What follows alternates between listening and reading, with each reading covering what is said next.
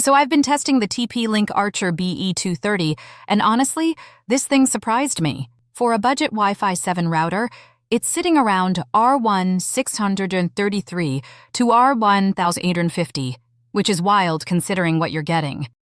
This is a dual-band BE3600 router, so you're looking at close to 3.6 Gbps combined speeds, plus proper next-gen Wi-Fi 7 features like wider 320 MHz channels and multi-link operation.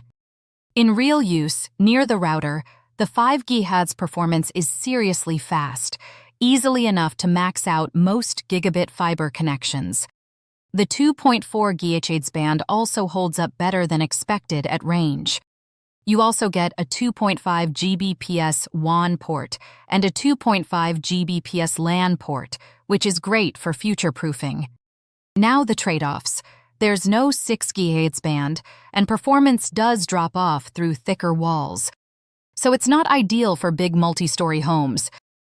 But for small to mid-sized spaces, the TP-Link Archer BE230 absolutely punches above its price.